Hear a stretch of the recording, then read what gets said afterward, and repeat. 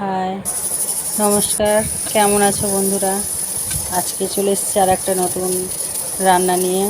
আজকে দেখাবো কিভাবে বিনা তেলে ফুচকা ভাজা যায়।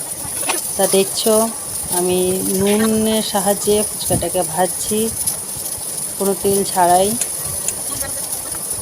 ফুচকাগুলো ভাজা হয়ে গেলে আমি আবার তুলে নেব।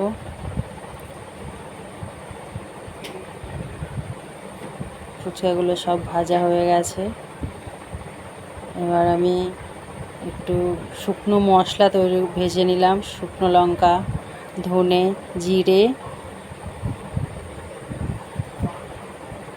এবার একটা চাটনি বানিয়ে নেব তেঁতুল দিয়ে আর চিনি দিয়ে। চিনি এটা দিলাম, চিনির সিরাপ। আর এবারে দিয়ে দেব তেঁতুলের গুলে একটু তার গাতটা।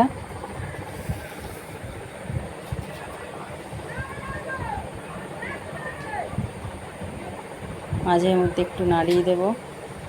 দিয়ে দিলাম একটু গুঁড়ো লঙ্কা, একটু স্বাদ মতো লবণ। চিনি কম হয়েছিল, আবার একটু পরে দিলাম।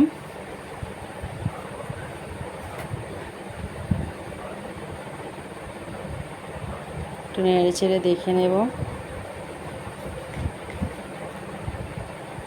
এবার মশলাটাকে আমি এদিকে গুঁড়ো করে নিচ্ছি শিলে।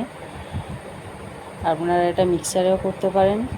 আমরা ঝাল কম খাই তাই একটু লঙ্কাটা কম দিয়েছি। দইটা লবণ দিয়ে, বিট লবণ দিয়ে ফাটিয়ে নিচ্ছি।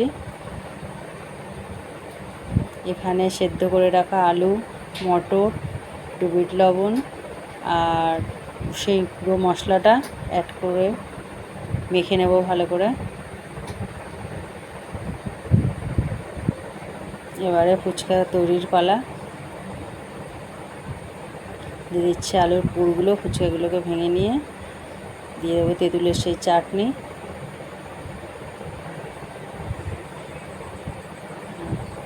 বেশি কিছু দিইনি, বাচ্চারা খাবে, হালকার ওপর থেকে করেছে।